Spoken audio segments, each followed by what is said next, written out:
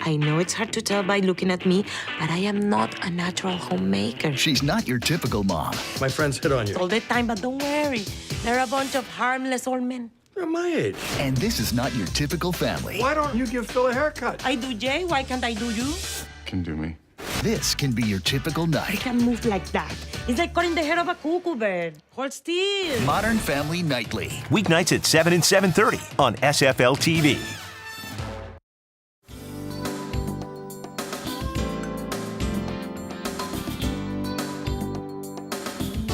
Welcome back to Inside South Florida. Well, February is American Heart Month, and here to make sure your ticker is in tip-top shape is cardiologist Dr. Jonathan Vafai from Delray Medical Center. Dr. Vafai, welcome to the show. Great to have you here. Thank you very much for having me. How you doing? I'm doing good. Good. All right, well, February is American Heart Month, so we're going to spend some time just talking with you about how our viewers can make sure they're heart healthy and what they can do to try to stay off the surgery table, I guess, as it were. All right, so let's start with this. What would you say, I know this is kind of a sort of expansive question, but what are some keys to heart health, something everybody who's watching can really do? Well, I think one of the most important things is watching the foods that you eat, staying healthy with exercise, and just being active. Right. Little things as much as taking a walk every day, and watching your carbohydrate intake and sugar intake can go a long way into staying healthy. All right, so that's interesting. You mentioned carbohydrates. So you always hear so much about carbs if you're trying to lose weight, don't eat carbs or whatever, but are carbs bad for your heart per se, or is it just because they might make you heavier? Why carbohydrates? Well, one of the things that happens when you eat carbohydrates and even just pure sugars will get metabolized into the body very, very quickly. They create spikes in insulin, and that makes your body try and metabolize them, and they go very quick. Mm-hmm. So you get these lows, and that creates hunger later on, and you end up snacking more, having more calories, and gaining weight. That's interesting. Okay.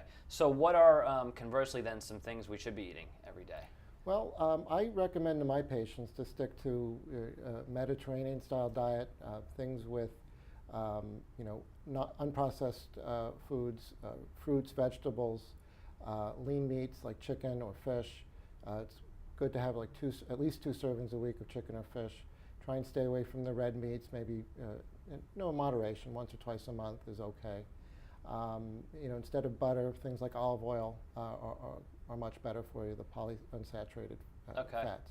Is there, off the top of your head, is there a food that most people might think is good for them and it turns out is bad for them, or perhaps even vice versa, just kind of a surprise food in there?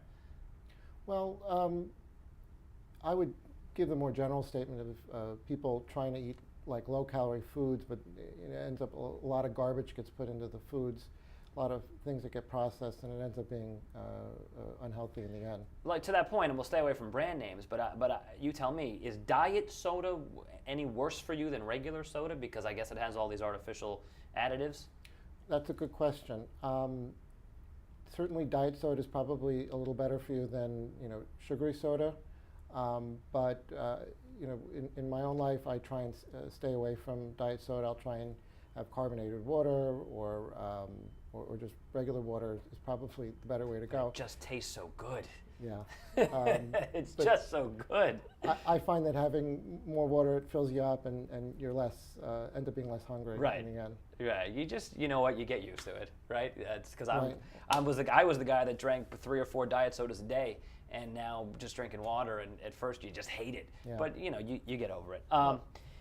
What about for people who might be experiencing some symptoms or some things they're not sure if they are symptoms of any sort of heart pains or problems? What are some things to look out for?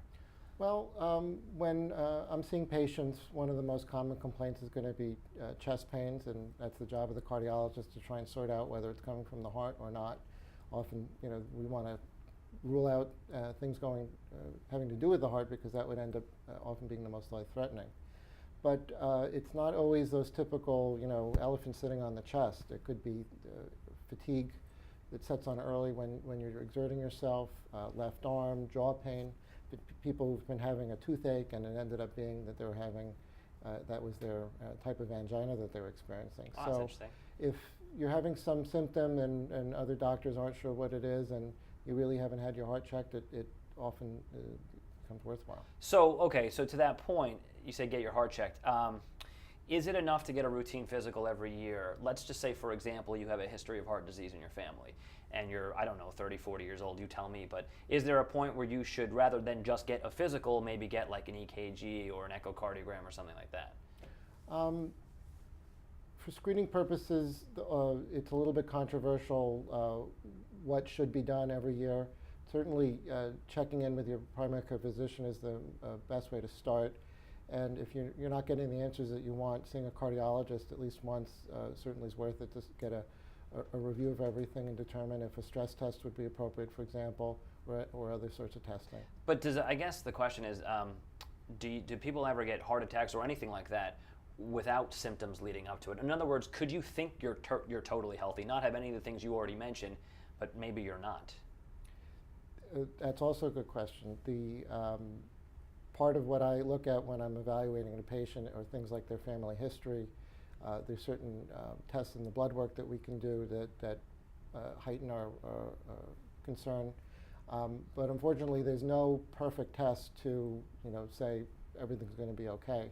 We can only put you into different categories, low risk, medium risk, or high risk. Okay. And if you're a diabetic, if you have a strong family history of premature coronary disease, if your dad had a problem in his early 50s or your mom had a problem at an early age, those would all be things that would get your cardiologist or internist a little bit more concerned and do more testing. Talk to me about stress. I mean, we've already talked a little bit about eating and we've talked a bit about physical fitness. How important is managing your stress in terms of heart health? Managing stress can be very important. The stress raises the adrenaline in your system, raises your blood pressure. I often will recommend to people breathing exercises that can help sort of break the cycle of a stressful situation or a high anxiety situation. But stress all by itself can bring on chest pains, and that's Like getting the yourself big, right, yeah. checked if that's happening. Just a couple more minutes. I'll just kind of hit you with some other things that I'd heard.